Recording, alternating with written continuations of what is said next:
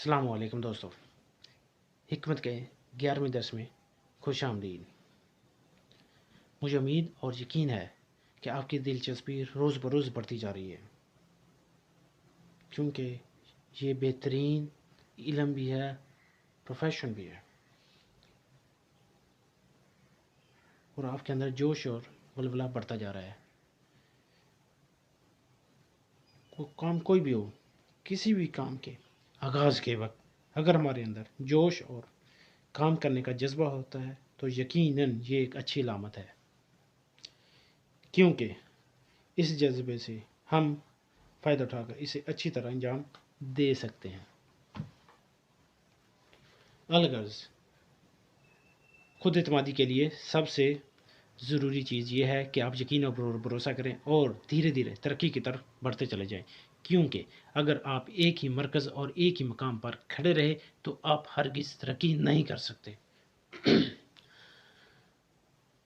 مثلاً ایک وزن اٹھانے والا اگر ایک ہی قسم کا وزن ہر روز اٹھاتا رہے تو یقیناً اس کے پٹھے جہاں تھے وہیں رہیں گے، اس کے پٹھوں اور اس کی رگوں کا مزید ابھار نہ ہونے پائے گا۔ اسی طرح اگر آپ مطالعے میں ایک ہی جگہ کھڑے رہے تو آپ کی خود اعتمادی بھی پھلنے پھولنے نہ پائے گی۔ کامیابی کا راز یہ ہے کہ آپ جس چیز کا مطالعہ کریں اس پر عبور حاصل کرتے ہوئے آگے بڑھتے چلے جائیں۔ اس طرح آپ کی خود اعتمادی بھی روز بروز ترقی کرتی چلی جائے گی اور آپ کو کامیابی ملتی چلی جائے گی۔ مطالعہ اس لیے نہیں ہوتا کہ آپ وقت ضائع کریں اور ویڈیو دیکھیں اور بند کر کے رکھ دیں، کیونکہ بغیر نظر و فکر کی اہلیت کے ہم نئی چیزوں کو معلوم نہیں کر سکتے۔ یقیناً ہم علمی معلومات کے بغیر کوئی مفید اور اعلیٰ مقصد حاصل نہیں کر سکتے۔ جب ہم کسی کام کو کرنا چاہتے ہیں تو ہمارے لیے ضروری ہوتا ہے کہ اس کام کے متعلق ہمیں ضروری معلومات حاصل ہوں۔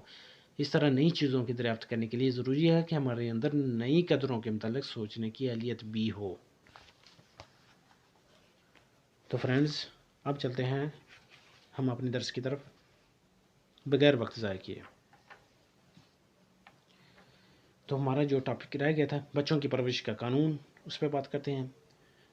اس کا جو شوہر ہے اکثر اوقات اس کے پاس بیٹھ کر اس کا حوصلہ بڑھائے اور اس کے سامنے بہادروں اور نیک لوگ ہوتے ہیں اس کی گفتگو اور کہانیاں اس کو بیان کرے۔ صالحین کے حالات پڑھنے سننے سے اس کے جسم میں اثر اور دماغ میں تصور اور خیالات میں امنگ پیدا ہوگی۔ بہتر ہے کہ ہر کام کے لیے خواہ وہ گھر کے ہوں یا پڑھنے لکھنے یا سننے یا مطالعہ کتب وغیرہ کے، ان کا ایک پروگرام مرتب کر لے اور ہر کام نہایت سلیقے سے اپنے مقررہ وقت پر کرے۔ اس سے بچے میں فطرتاً پابندی، وقت، محنت اور نیک خیالی مرکوز ہو جائے گی۔ عورت دن کو چارپائی پر لیٹنا چھوڑ دے اور ہر کام محنت اور سلیقہ سے مسلسل کرتی رہے۔ کسی وقت بھی رنج اور غصہ طبیعت میں نہ آنے دے، خوش رہنے کے تمام جائز وسائل مہیا رکھے، فرحت قلب کے لیے کوئی عمدہ سا مفرح قلب تیار کرے، استعمال رکھے۔ جب ولادت کے دن قریب آئیں تو بدن کے نچلے حصے کو روزانہ مالش کرے، اس سے ولادت کی تکلیف بالکل نہ ہوگی۔ جس وقت بچہ پیدا ہو اسے اوندا لٹا کر ناڑو کو خوب بھینچ کر صاف کیا جائے اور ناڑو کو چار گرہ کے فاصلے سے کاٹ دیا جائے۔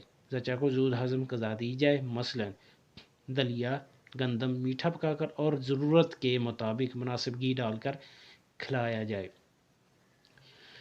یہ دیسی گھی اچھا ہوتا ہے۔ کوئی دیر ہضم و قابض اور طاقتور غذا نہ دی جائے۔ بچے کا معدہ ایسی چیزوں کو ہضم نہیں کر سکتا۔ صبح کے وقت ناشتہ میں اور 3 بجے بعد دوپہر گرم چائے پلائی جائے۔ 4 دن گزرنے کے بعد پھر زود ہضم اور مقوی غذا شروع کر دی جائے، مثلاً دودھ، گوشت، بٹیر وغیرہ۔ 15 دن کے بعد ہر قسم کی مقوی غذا دی جائے۔ پھر اس کے بعد کسی چیز کی پرہیز کی ضرورت نہیں ہے، مگر ایسی چیزوں سے لازماً پرہیز کی جائے جو خون نفاس کو بند کرے وہ ہرگز نہ دیں۔ گاجر، مولی ایسی چیزیں جو مضاعف معدہ اور قابض ہوں ان سے بچے کے دودھ کی مدت تک پرہیز کرائیں۔ اب چلتے ہیں فرینڈز، بچے کی پرورش کے بنیادی اصول کیا کیا ہیں۔ بچے کی پرورش کا پہلا اصول یہ ہے کہ بچے کو ایک علیحدہ چھوٹی چارپائی پر لٹا کر والدہ کی حفاظت میں دے دیا جائے۔ جب بچے کو بھوک لگے تو ماں کا دودھ بھی جوش مارے گا، بس اس وقت ماں بچے کو دودھ پلائے۔ یہ بات یاد رکھنے کے قابل ہے، کبھی لیٹ کر دودھ نہ پلایا جائے جب تک دودھ جوش نہ کرے، یعنی بچے کو بھوک نہ لگے۔ ہرگز والدہ دودھ نہ پلائے، کبھی بچے کو اپنے پہلو میں نہ سلائے کہ بخارات آدمی کے زہریلے ہوتے ہیں۔ جب تک دانت نہ نکلیں دودھ کے سوا اور کوئی غذا نہ دے، اگرچہ والدہ کا دودھ کم ہی کیوں نہ ہو۔ اگر دودھ بہت کم ہو تو اس کا علاج کیا جائے، اگر علاج سے بھی دودھ کی کمی پوری نہ ہو تو پھر گائے کا دودھ بہتر ہے، جس میں برابر کا پانی ملا کر ایک جوش دیا گیا ہو اور تھوڑا میٹھا بھی ملا ہوا ہو۔ کسی حالت میں بچے کو گود میں بار بار نہ لیں اور نہ کھلائیں۔ ظاہری پیار کی کوئی ضرورت نہیں ہے، بلکہ بچے کو پڑا ہوا خود ہی ہاتھ پیر مار کر کھیلنے دے۔ اس فطری ورزش جو فطری ایکسرسائز ہوتی ہے اس میں ہرگز دخل نہ دیں جو قدرت اس سے کرواتی ہے، ورنہ بچے کو رونے کی عادت پڑ جائے گی، اور یہ رونے کی عادت بچے کو بزدلی اور ہر بدعادات کا گہوارہ بنا دے گی۔ بچے کو ہمیشہ پیٹ کے بل لٹایا کریں، اس سے اس کا ہضم قوی ہوگا اور قبض نہیں ہوگی، اور اس کی ریڑھ کی ہڈی جو ستون بدن ہے مضبوط ہو کر دماغ اور اعصاب بھی قوی ہو جاتے ہیں، وہ بیمار نہیں ہوتا۔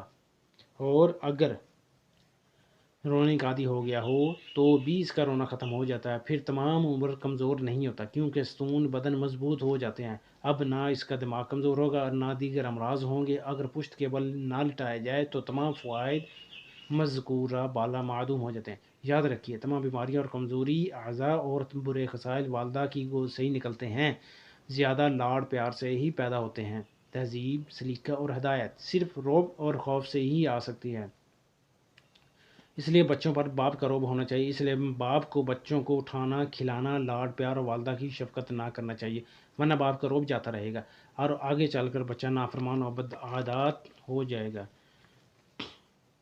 عادتیں بری ہو جائیں گی، پھر اس کا کوئی علاج نہ ہوگا۔ والدہ کے لیے لازم ہے کہ وہ بچے کو روزانہ غسل دے، کپڑے بدلے اور اسے صاف ستھرا رکھے، ضرورت کے مطابق تھوڑی دیر بعد پاخانہ پیشاب کروا کر لٹا دیا کرے۔ صرف 3-4 دن کی کوشش سے ہی بچہ زمین پر ٹٹی پیشاب کرنے کا عادی ہو جائے گا، پاخانہ وغیرہ کر لے گا اور حاجت کے وقت وہ خود نتھنے پھلائے اور ہاتھ پیر مارے گا، جس سے والدہ کو خود بخود معلوم ہو جائے گا کہ بچے کو حاجت ہے، چنانچہ وہ اسے اٹھا کر حاجت کرا دے، پھر بستر پر لٹا دے، گود میں ہرگز نہ لے۔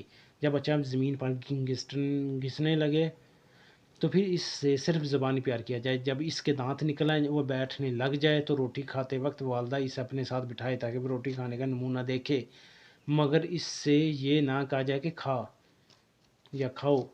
رفتہ رفتہ جب وہ خود ہی ہاتھ بڑھانا شروع کرے تو روٹی کا ٹکڑا پکڑا دیا جائے، اور جب وہ کھانے لگے تو اسے اپنے ساتھ کھلایا جائے، مگر اپنے ہاتھ سے ہرگز نہ کھلائیں، البتہ بہت چھوٹے چھوٹے لقمے بنا کر اس کے پاس رکھ دیں، کیونکہ والدہ کو اس کی بھوک کا اندازہ نہیں ہو سکتا۔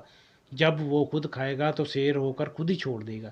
نیز شروع پرورش سے ہی اسے سویرے جاگنے یعنی 4 بجے صبح جاگنے کا عادی کر دیا جائے، تاکہ اس کا دماغ طاقتور اور دانش مند بن جائے۔ یاد رکھیں کہ رات کو روٹی کے بعد کبھی پانی نہ پیا جائے اور نہ ہی بچے کو پلائیں، اس سے نزلہ پیدا ہوتا ہے اور بچوں کی آنکھیں پانی پینے پلانے سے ہی دکھنی شروع ہو جاتی ہیں۔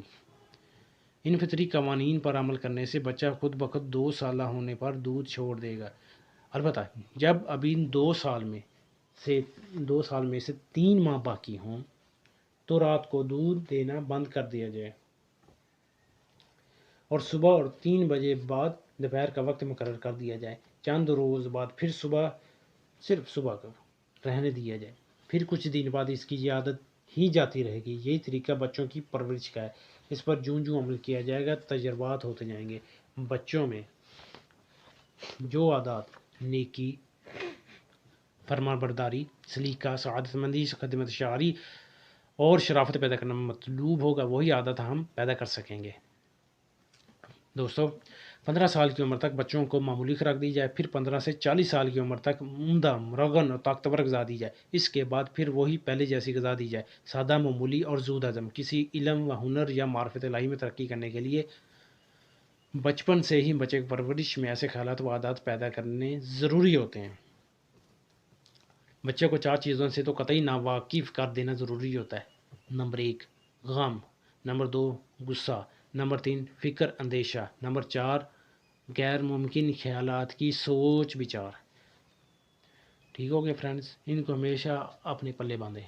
مگر ممکن خیالات جن کے کرنے کا بھی کوئی مصمم ارادہ نہ ہو وہ بھی غیر ممکن میں ہی داخل ہیں، یہ جائز ہیں یا ناجائز؟ ایسے خیالات جو عقل انسانی کے احاطہ علم سے باہر ہیں یا وہ علم انسان کو نہیں دیا گیا، مثلا ذات رب العالمین میں غور کرنا حد عقل سے باہر ہے، کیونکہ اللہ تعالیٰ غیر محدود ہے۔ جو چیز حد عقل میں آ سکتی ہے وہ غیر محدود نہیں ہو سکتی۔ صرف وحدانیت اور پیدائش عالم کی کاریگری پر جو حد عقل میں ہے غور کرنا جائز ہے، اور اس کی ذات کو غائبانہ بلا دلیل بلا چوں اچرا تسلیم کرنا ضروری ہے۔ بچے کو پرہیزگاری اور خدا پرستی سے خواہشات نفسانی پر مکمل قابو پا کر ان کو شریعت اسلام کے قوانین کے ماتحت چلانے کا بچپن سے ہی عادی کرنا چاہیے، کیونکہ بچپن کی عادت پختہ ہو کر پھر فطرت ثانیہ بن جاتی ہے اور انسان صحیح مسلمان ہو کر نجات اخروی کا امیدوار ہو جاتا ہے، اعمال کبیرہ سے متنفر ہو کر شیطان کے پنجے سے نکل جاتا ہے۔ اگر اس سے غلطی بھی ہو جائے تو روح ملامت کرتی ہے اور دل کو شرم آتی ہے۔ خوف خدا غالب ہونے پر انسان توبہ کرنے سے مطمئن ہوتا اور معافی ہونے سے دل میں اطمینان پیدا ہو جاتا ہے، کیونکہ دنیا میں انسانی خلافت کا عہدہ اور اشرف المخلوقات کا خطاب لے کر آیا ہے۔ یہ عہدہ انسان کے سوا کسی نوری کو یا ناری کو نہیں ملا ہے، کیونکہ کرۂ ارض سب سے نیچے ہے، یہ متکبر نہیں ہے، عاجز ہے۔ زمین سب کے پاؤں تلے روندی جاتی ہے۔ عاجزی خدا کو پسند ہے، اس لیے کائنات کے حقیقی مالک کے قوانین سے انحراف یا تعامل کرنا ہے نہ ہی کسی کو زیب دیتا ہے اور نہ ہی ان سے انحراف کر کے دنیا کے لوگ ترقی کر سکتے ہیں۔ خدا کے بندو، اللہ تعالیٰ کے ایسے تابعدار بنو کہ اللہ واحد کی محبت کے سوا کوئی دوسری بات تمہیں پسند نہیں ہونی چاہیے، تاکہ دنیا کی باتوں کی طرف سے بے نیازی اور خاموشی اور ایسی تنہائی تم اختیار کر سکو جہاں کوئی آواز نہ آئے، وہاں تمہاری توجہ ہو۔ ایسی عبادت کرنے سے تم اپنے مالک کی طرف سے مبشرات کے ذریعے مطمئن ہو جاؤ گے۔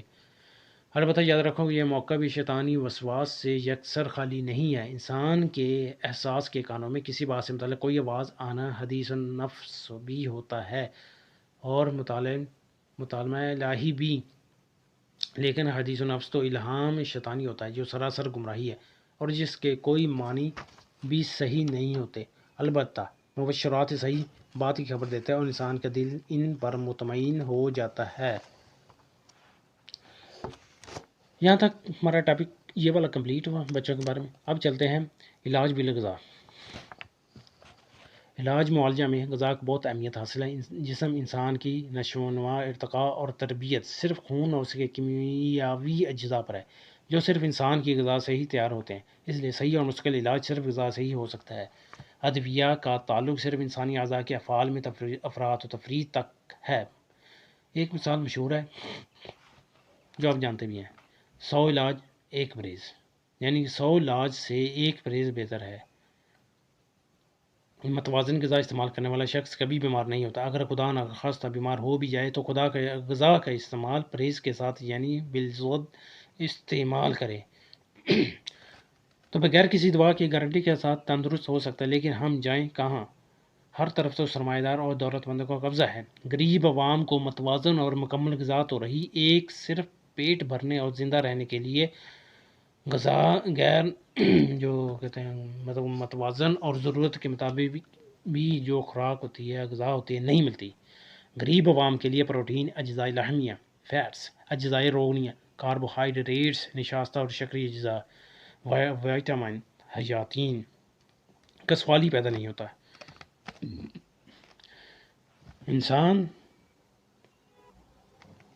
چونکہ اشرف المخلوقات ہے، کائنات میں اس کا پہلا درجہ ہے۔ دوسرا درجہ حیوانات کا جو انسان کی غذا ہے، جس کی مثال دودھ ہے۔ جب انسان پیدا ہوتا ہے تو اس کی خوراک صرف دودھ ہوتی ہے۔ انسان کی موت تک کسی نہ کسی شکل میں اس کی خوراک حیوانی رہتی ہے، اسی میں اس کے لیے زندگی، صحت اور طاقت ہے۔ حیوانی گھی جو فطری طور پر انسانی غذا کا اہم جزو ہے، مغربی طب جو غیر فطری ہے، حیوانی گھی جس کو کہتے ہیں دیسی گھی کے سخت خلاف ہے۔ مشرقی طب میں نبوی ڈالڈا گھی کے سخت خلاف ہے۔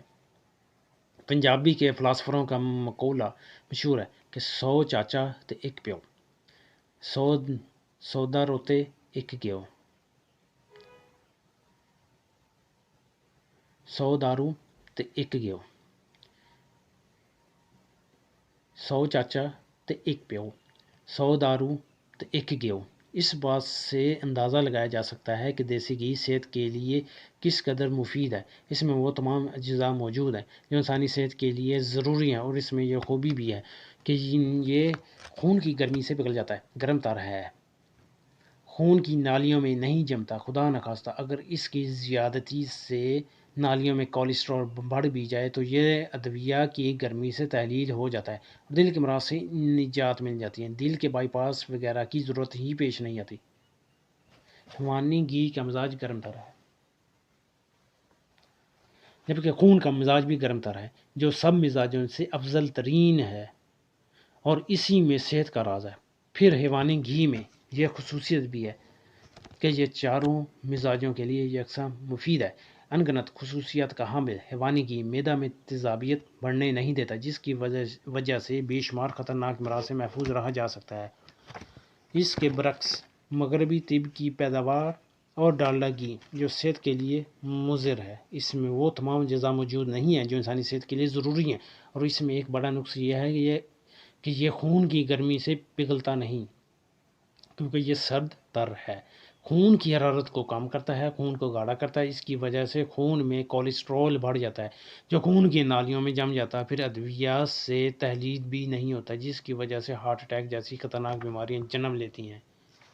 اگر مریض کی زندگی ہارٹ اٹیک سے بچ بھی جائے تو پھر اسے دل کے انتہائی خطرناک آپریشن سے دوچار ہونا پڑتا ہے۔ اس کے باوجود بھی ہارٹ اٹیک کا خطرہ موجود رہتا ہے۔ دراصل ڈالڈا گھی کا اہم جزو کاسٹک ہے جو انتہا کی بلغم پیدا کرتا ہے اور بے شمار مشکل علاج بیماریوں کا موجب بنتا ہے، جیسے ہارٹ اٹیک، فالج، دائمی نزلہ، دمہ، شوگر، ضعف جگر، ضعف گردہ، گردوں کا نکارہ ہو جانا، وجع المفاصل، جوڑوں کے درد، اعصابی دردیں، بلڈ پریشر وغیرہ۔ صابن کے اہم جز بھی تیل اور کاسٹک ہیں، اسی طرح ڈالڈا گھی کے اہم جز بھی تیل اور کاسٹک ہیں۔ اصل میں عوام الناس گھی نہیں صابن کھاتے ہیں۔ اسی طرح دوسری غذائیں جو عوام الناس کو مل رہی ہیں ان میں بھی زیادہ تر پیوندی اور فارمی ہیں، ان کا مزاج بھی بلغمی ہے۔ یہی وجہ ہے کہ زیادہ تر امراض بلغمی ہی پیدا ہو رہی ہے۔ بیماریوں کی ماہیت اور اسباب پر غور کرنے سے سوال پیدا ہوتا ہے کہ ان کے ازالے کے لیے کون سے قدرتی ذرائع ہوں گے۔ ہماری پیدائش اور زندگی کا مقصد ہی یہ ہے کہ برائی کرنے سے بچیں، بھلائی کریں، اپنے ساتھ بھی اور دوسروں کے ساتھ بھی، لیکن ہم جان بوجھ کر اپنی صحت کو تباہ کرتے ہیں۔ آگ جلتی ہو تو ہم اس سے دور رہتے ہیں، زہر کھانے سے موت واقع ہو جاتی ہے، ہم اس سے پرہیز کرتے ہیں۔ ہم ذی عقل ہیں، عقل ہمیں بری چیزوں سے نفرت دلاتی ہے۔ لوگ جانتے ہیں کہ ہیروئن ایک خطرناک نشہ ہے، لیکن پھر بھی اسے استعمال کرتے ہیں۔ اسی طرح بہت سے لوگ یہ بھی جانتے ہیں کہ بعض غذائیں مضر صحت ہیں، مگر پھر بھی ان کو کھاتے ہیں۔ ہم اپنی جسمانی لذتوں اور نفسانی خواہشوں کو پورا کرتے وقت ہرگز نتائج کی پرواہ نہیں کرتے۔ صاحب عقل مضر صحت اشیاء سے احتیاط اور وسائل علاج سے مستفید ہوتے ہیں۔ اگر کسی غذا کے زیادہ کھانے کے باعث مرض پیدا ہوا ہو تو عمدہ علاج پرہیز اور اعتدال ہے۔ اعتدال ان چیزوں میں ضروری ہے اور پرہیز ان میں جو غیر ضروری ہیں۔ پیٹ بھر کر کھانا سخت نقصان دہ ہے، اس سے زندگی برباد اور مرض لاحق ہوتا ہے۔ یہ ایک طرح کی خودکشی ہے۔ ایسی خودکشی کا علاج پرہیزگاری اور اعتدال ہے۔ صحت کے لیے قدرتی غذا شرط ہے جو مرض کا موجب ہرگز نہیں ہو سکتی۔ مرض کا ازالہ قدرتی غذا پر بسر اوقات کرنے سے ہو سکتا ہے۔ جیسے ہم غذا کھائیں گے ویسا ہی خون بنے گا۔ خالص غذا کا خالص ہی خون بنے گا۔ وہ غذا جو کسی حیوان کے لیے قدرت نے مقرر کیا ہے وہ جس سے اس قسم کے حیوان کا خون پیدا ہوگا جس سے اس کی صحت برقرار رہے گی۔ اگر یہ خاص غذا نہ ملنے کے بعد مرض پیدا ہو جائے تو اس غذا کا کھانا اس مرض کا علاج ہے۔ مرض کے بعض حالات میں جب کہ قوت ہاضمہ ضعیف ہو جائے تو شروع میں سب سے بہترین علاج یہ ہے کہ ہر قسم کی غذا سے احتراز کیا جائے۔ یہ ضعف ہاضمہ کا متصدقہ علاج ہے۔ جب غذا معدہ ہضم نہ کر سکے تو سب سے عمدہ طریقہ علاج یہ ہے کہ اس کو آرام دیا جائے، اس پر غذا کا زیادہ بوجھ نہ لادا جائے۔ اگر کسی کو بد ہضمی ہو جائے تو تھوڑا سا گرم یا سرد پانی تشنگی کے وقت پیے اور غذا استعمال نہ کریں، یہ سب سے بہترین علاج ہے۔ بھوک بند ہو جائے تو ایسی حالت میں غذا کا نہ کھانا قدرتی علاج ہے۔ بعض ناڑی معالج امراض احاطہ کے مریضوں کو زبردستی غذا کھلاتے ہیں، حالانکہ ان کا معدہ ضعیف ہوتا ہے۔ وہ یہ خیال نہیں کرتے کہ اس سے اس کی قوت ہاضمہ اور کمزور ہو جائے گی، جو آرام کی خواہاں ہے۔ معدہ اور اعضائے رئیسہ، دل، دماغ، جگر کی راحت ضروری ہے، جو صرف آرام پر منحصر ہے۔ اعتدال غذا سے قوت ہاضمہ کو آرام ملتا ہے۔ اعتدال غذا سے ہر ایک اعضاء کو تسکین اور قوت حاصل ہوتی ہے۔ کسی عضو کی بگڑی ہوئی حالت اس وقت تک درست نہیں ہو سکتی جب تک اسے آرام نہ ملے۔ دل دن رات حرکت کرتا رہتا ہے، ایام جنین کی حالت سے موت تک برابر دھڑکتا ہی رہتا ہے۔ دل بھی اپنے ہر ایک پردہ کے درمیان آرام لیتا ہے، اور جب مرض بڑھ جائے تو رک کر پھر حرکت کرنے لگتا ہے۔ جب نبض کی دھڑکن فی منٹ 50 سے 70 تک ہو تو زندگی کے قائم رہنے کی امید ہو سکتی ہے، لیکن بلوغت کے زمانے میں اگر نبض 90 سے 130 تک کم و بیش ہوتی رہے تو زندگی کی توقع منقطع ہو جاتی ہے۔ قانون علاج یہ ہے کہ یہ صورت کم کی جائے، ورنہ برابر چلتے رہنے سے حرکت بالکل موقوف ہو جائے گی۔ ایسا ہی معدے کو ہر روز کئی گھنٹے تک آرام کی ضرورت ہے، یہ ہمیشہ اپنے کام میں متحرک رہتا ہے۔ اس میں گیسٹرک جوس جو کہتے ہیں رطوبت معدہ نکلتا رہتا ہے، اور جو سیال غذائیں اس میں پہنچتے ہیں ان کو جذب کرتا رہتا ہے، اور یہ معدہ کو مرچ، رائی، نمک، سرکہ، گرم اور سرد اشیاء، اچار، قہوہ، الکحل، تمباکو وغیرہ کے مخدر اور مضر تاثیروں سے محفوظ رکھتا ہے۔ لابھ پیدا کرنے والے غدود اور زندگی کو قائم رکھنے والے دیگر بے شمار غدود اپنا اپنا کام کرتے رہتے ہیں۔ آرام کی ضرورت ان سب کو درکار ہوتی ہے۔ اگر دن میں 5 خوراکیں کھائی جائیں اور سونے سے پہلے رات کو خوب پیٹ بھر کر سو رہیں تو پھر معدے کو آرام کہاں نصیب ہو سکتا ہے۔ زیادہ سے زیادہ دن بھر میں 3 دفعہ صبح، دوپہر، شام کھانا چاہیے۔ شام کی غذا ہلکی، نہایت ہلکی اور سونے سے کم 3 گھنٹہ پہلے کھانی ضروری ہے۔ اس صورت میں معدے کو آرام ملے گا، صبح کو خوب بھوک لگے گی۔ سو ہضمی کے مریضوں کے لیے 2 مرتبہ ہی کھانا کافی ہے، صبح 8 بجے اور شام 4 بجے۔ جو لوگ دماغی محنت کرتے ہیں ان کو بھی کھانا دن میں 2 مرتبہ ہی کھانا چاہیے۔ مریضوں کے لیے خصوصاً دن میں ایک ہی دفعہ کھانا بہتر ہے، جس سے صحت اور تقویت حاصل ہوگی۔ بد ہضمی کو بھی امراض کہا جاتا ہے۔ سب مزمن امراض اسی سے لاحق ہوتے ہیں۔ 24 گھنٹے میں 1 مرتبہ یا 2 مرتبہ خوراک کھانے سے صحت یقینی ہے۔ ہر قسم کی جسمانی شکایت کے علاج کا سب سے اول حصول آرام ہے۔ دماغی شکایت ہو یا ہڈی ٹوٹ جائے تب بھی آرام ہی چاہیے، ورنہ صحت محال ہے۔ امراض قلبی میں بھی قدرتی غذا اور آرام کا ہونا مناسب ہے۔ اگر دل کی حرکت تیز ہو تو اسے آرام سے کم کریں، مخدرات وغیرہ استعمال نہ کریں۔ جس قدر معدے کو آرام وفرت ہوگی اسی قدر اعضائے رئیسہ، دل، دماغ، جگر کی پرورش زیادہ ہوگی۔ انسان بیماریوں سے محفوظ رہے گا۔ ہمارے پڑھائے گئے جو اصولوں کے مطابق اگر علاج الادویہ، پانی سے علاج، عمل نمبر 1، نمبر 2 سے علاج، اور علاج بالغذا یعنی چاروں علاج ایک ہی وقت میں استعمال میں لائے جائیں تو کوئی ایسی وجہ نہیں جس سے پیچیدہ مریض دنوں میں تندرست نہ ہو جائے۔ جس طرح ادویہ مرض کے بضد استعمال کرائی جاتی ہیں، اسی طرح غذا بھی مریض کے مزاج کے مطابق بضد استعمال کرائی جاتی ہے یا کرائی جائے گی۔ 4 مزاج بتائے جاتے ہیں اور 4 قسم کی غذائیں ہیں۔ 4 مزاجوں کے مطابق غذا کا ہم چارٹ دے رہے ہیں جو آپ کو سلائیڈ میں نظر آ جائے گا۔ اس کو غور سے دیکھیں، سمجھیں، پڑھیں۔ جن میں پہلے نمبر پہ ہیں صفراوی مزاج یعنی گرم خشک غذائیں، جو بلغی مزاج یعنی سرتر مزاج میں استعمال کرائی جائیں گی۔ اس میں حیوانی غذائیں ہیں، اناج ہیں، سبزیاں ہیں، میوہ جات ہیں، پھل ہیں۔ دوسرے نمبر پہ بلغمی مزاج ہے یعنی سرتر غذائیں جو صفراوی مزاج یعنی گرم خشک مزاج میں استعمال کرائی جائیں گی۔ پھر تیسری ہے خونی مزاج یعنی گرم تر غذائیں جو سوداوی امراض یعنی سرد خشک مزاج میں استعمال کرائی جائیں گی۔ چوتھی ہیں سوداوی مزاج یعنی سرد خشک غذائیں جو خونی امراض یعنی گرم تر مزاج میں استعمال کرائی جائیں گی۔ دوستوں ہم ایک بات نوٹ کر لیں، دودھ مرکب القوی ہے، ہر مزاج میں استعمال کیا جا سکتا ہے۔ مزاج کے مطابق گرم یا سرد حالت میں استعمال کیا جائے۔ اسی طرح دیسی گھی بھی ہر مزاج میں استعمال کرایا جا سکتا ہے۔